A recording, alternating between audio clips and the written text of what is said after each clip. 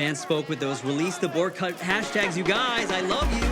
Hey, welcome to ScreenCrush. I'm Ryan Airy, and Yahya Abdul-Mateen II was just announced to play Simon Williams, aka Wonder Man. Now, even though this is a lesser-known character from the Marvel Comics, this has the most potential to be a fun, hilarious, and meta-MCU show. And we have an idea for this show that could totally make it break new ground for the MCU. So, in this video, I'm going to go over his comic book origin, how I think that's going to be adapted into the MCU, and how it could tie into the Black Panther, Scarlet Witch.Young Avengers, and why this show will be Marvel's answer to The Boys. I know this is Dawn of the Seven. The sunset on 8 Train. Hey you, get out of here. Bring back Person. Doug, what are you talking about? It's me, Ryan, from ScreenCrush. Oh, sorry. You just look a lot better today than you normally do. Super hurtful, but let's move on. First, I gotta mention that Wonder Man, aka Simon Williams, has almost already appeared in the MCU. Oh, where? In Guardians of the Galaxy Volume 2, when the expansion is happening in Peter's hometown, this movie theater originally featured close-ups of Simon Williams movie posters that feature James Gunn's friend Nathan Fillion as Simon Williams, which, by the way, would have been pretty good casting. But now we get Dr. Manhattan himself, Yahya Abdul-Mateen II, as Simon, and this casting is pretty perfect. It's a real coup for Disney too, stealing away Black Manta, like when the Yankees signed Johnny Damon from the Red Sox. Okay, but that's enough sports ball. Right you are. Simon Williams. So, in the comics, he grew up as a kind of 98-pound bookworm, but born into a wealthy family. His dad owned a company called Williams Innovations, and Simon took control when he died. But Simon was a really bad businessman, and he couldn't compete with his main competition, Stark Industries. So, he grew to resent and hate Tony Stark. Simon had a brother named Eric Williams, who convinced his brother to embezzle money and invest it with the mafia. Simon is caught, goes to jail, and blames Tony Stark for the whole thing. Why did he blame Tony? It's not Tony's fault he embezzled money. Because Tony was much better at business than him, but mostly Simon just wanted to blame someone else for his own failures. This is where we start to see what makes this character great. Simon Williams has very, very low self-esteem. In the comics, he kept quitting the Avengers because he didn't think that he was worthy to be on the roster. Probably stems from all those years of him being a geek. One of us. One of us. That's right, buddy. High five. Seriously, Person, you look way better today. Ah, thanks, Doug. I feel better today. It's because I've started taking better care of my skin. Oh, how do you do that? Well, I use Tiege Hanley. They're the sponsor of this video. See, I know nothing about skincare, so I love how Tiege Hanley boils it all down and makes it uncomplicated. I need clear instructions on how to get started, so I started with their Level 1 system, which has all the basics. Daily face wash to get rid of the grime on your skin, a twice-a-week exfoliating scrub. What's that do? Well, it gets rid of all your dead skin cells, and you have to moisturize or your skin will look like this.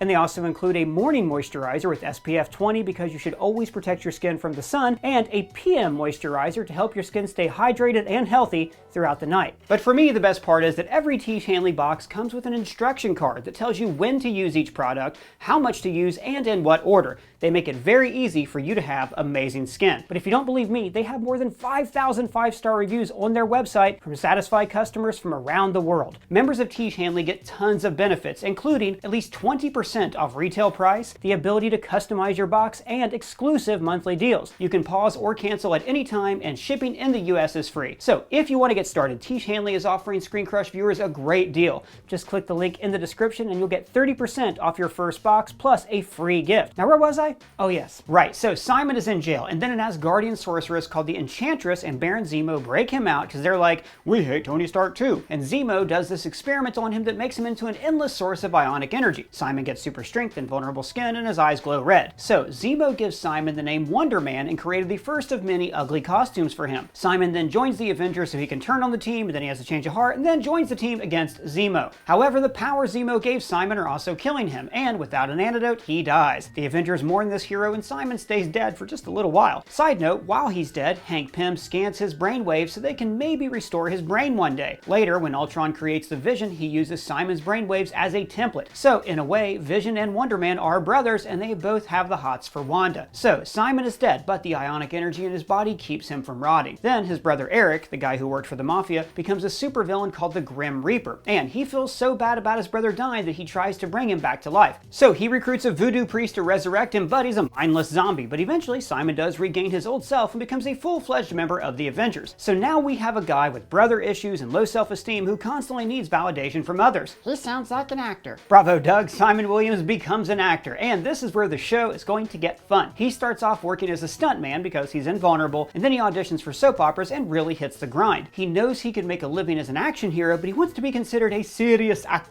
Meanwhile, he gets a jetpack and the ugliest superhero costume I've ever seen. Now, the best Wonder Man stories are after he moves to Los Angeles to become an actor full-time. He joins the West Coast Avengers and really gets into the LA lifestyle. He blows auditions, doesn't have a driver's license, fights with his agent. It's all great fun. And in a bit, I'll explain how all of that could be used in the MCU. So, just to round out his comic book story. Later on, he becomes a being of pure ionic energy. He dies, comes back, is kind of a villain, sort of, and then refuses to allow Wanda to use his brainwaves to resurrect the Vision because he's in love with Wanda. So he kind of takes a heel turn later on. Oh, and his brother Eric hates Wonder Man because he doesn't really believe that this is his actual brother, and he thinks that Wonder Man is some kind of imposter. So the Grim Reaper is Wonder Man's archenemy. None of that really matters though, so let's focus on the Hollywood stuff because that should be the heart of this story. So let's talk about how Wanda can fit into the MCU. First of all, they're going to streamline his origin just a bit. The MCU's version of Baron Zemo has no interest in creating more superpowered people. She's a supremacist.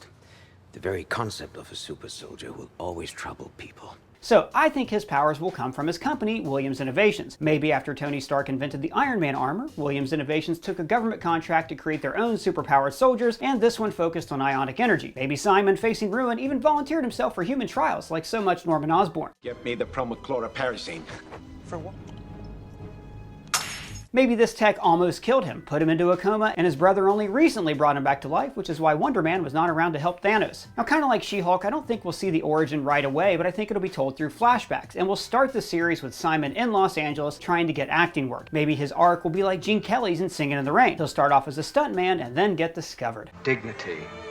Always dignity. This idea of the MCU exploring superhero Hollywood within superhero Hollywood is very exciting and can make Wonder Man the most interesting property the MCU has started in years. First, I gotta talk about the nature of the MCU and about superhero stories in general. There are, like two kinds of superhero movies. Ones that take place in the real world and ones that take place in a fantastical world. Superman, the movie took place in the real world. It was about a kid struggling to find how he fit into the world, and people were surprised to see a person flying around with powers. Batman '89 was a fantastical world. Batman Begins, realistic. Raimi Spider-Man, fantastical. Amazing Spider-Man, realistic. He's an amateur who's assaulting civilians in the dead of night. He's clumsy, he leaves clues, but still dangerous. Now, this difference is crucial because it tells the audience how they should feel about this world. Is it going to be relatable or is it escapism? Believe it or not, the MCU falls under the realistic category, even though the universe is filled with androids, aliens, and wizards. So why is the MCU considered a realistic universe? Because the people in that universe share the same perspective as people in the real world. Let me explain. In the very first scene of the MCU, it's established that that world is very much like our own. The United States is fighting a war on terror and people love a billionaire who has sex with models. Is it true you went 12 for 12 with last year's maximum cover model? The first movie was very, very grounded. It really seemed like Tony was trying to build an Iron Man suit with tech that existed in 2008. But the main similarity to our world is that this hero is a famous celebrity. And just like in the real world, people know that Iron Man is Tony Stark. This movie positioned the heroes in the MCU to be celebrities with massive fan followings. Just as in the real world, the actors playing these heroes are celebrities and the heroes are part of a massive fandom. This idea of superheroes being celebrities was first really explored in the MCU. Sure, like Superman has fans, so did the Fantastic Four, and Spider-Man was popular with the public in Spider-Man 3.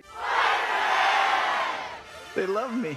But for the most part, the heroes were feared. Batman, X-Men, Blade, all feared. But the MCU embraced the celebrity aspect of their heroes right away, and this made their universe a parallel to ours. The more popular the heroes get in real life, the more popular they become on screen. Tony's a celebrity, and in Iron Man 2 holds a convention to celebrate himself, much like the Hall H conventions at Comic-Con. Steve Rogers was a movie star and a comic book character, just like in reality. Steve also gets a museum exhibit and a real-life statue in real-life Brooklyn. In the movies, the Avengers' actions in New York spark a massive fandom, with people getting Tony goatees, hero tattoos, just like how that movie propelled the MCU into another realm of popularity in the real world. Hell, the MCU even featured popular backlash against its heroes in Age of Ultron, which is appropriate because that movie actually did spark a lot of backlash against the Avengers movies. You know where this is going. Heroes in the MCU are always posing for selfies, appearing on TV, and regular people talk about them just like we do. F Thor, marry Iron Man, and kill Hulk.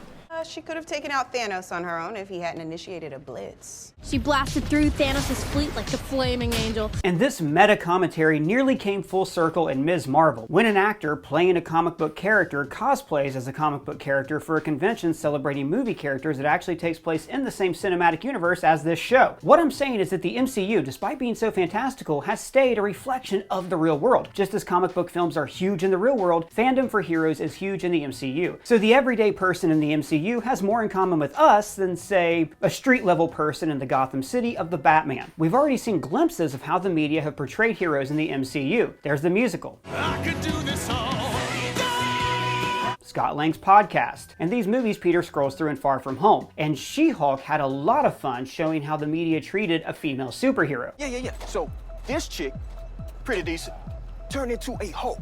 Like a chick Hulk. And of course we met Titania, a super-powered influencer who used her abilities to become internet famous. Strength is beauty. Beauty is strength. What? And this is where Wonder Man can get really fun and be the MCU's answer to The Boys. Now, I'm not going to spoil anything about The Boys if you haven't seen the show, but you should watch it and then watch all our videos that we did on it. The Boys is a brilliant parody of our superhero-obsessed culture, with the superheroes being a stand-in for how the rich and powerful control ordinary people. This last season even included parodies of awful attempts at corporate empathy. We gotta listen to each other.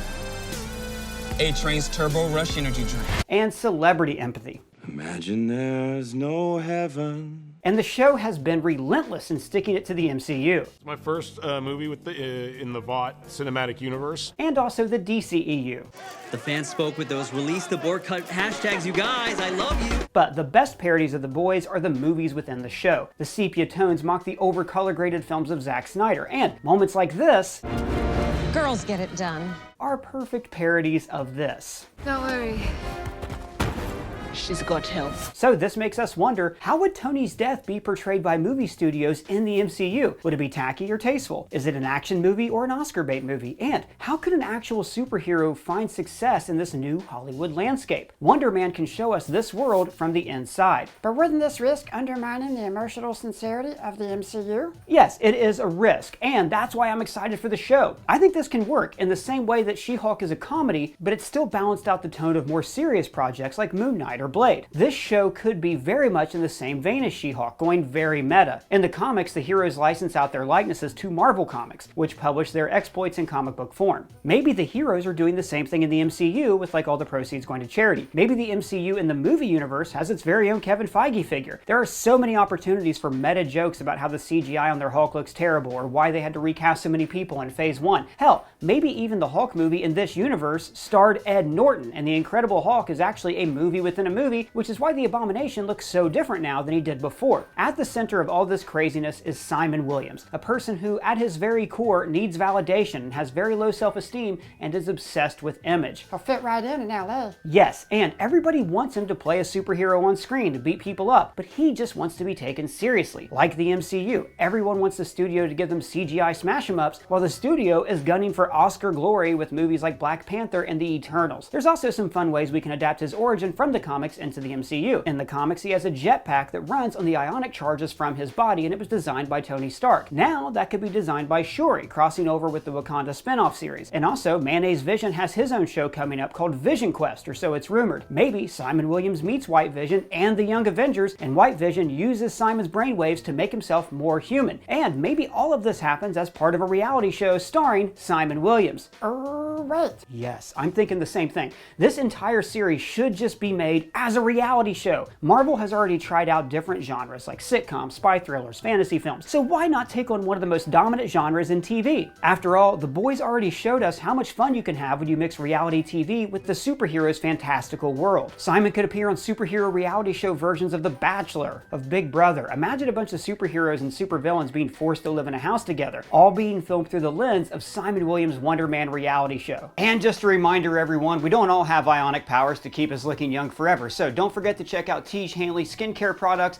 at tiegehanley.com/ScreenCrush, or click our link in the description. But I want to know what you think of all this. Do you think Wonder Man's going to be a great addition to the MCU? Let me know in the comments below or at me on Twitter. And if it's your first time here, please subscribe or smash that bell for alerts. For ScreenCrush, I'm Ryan Airy.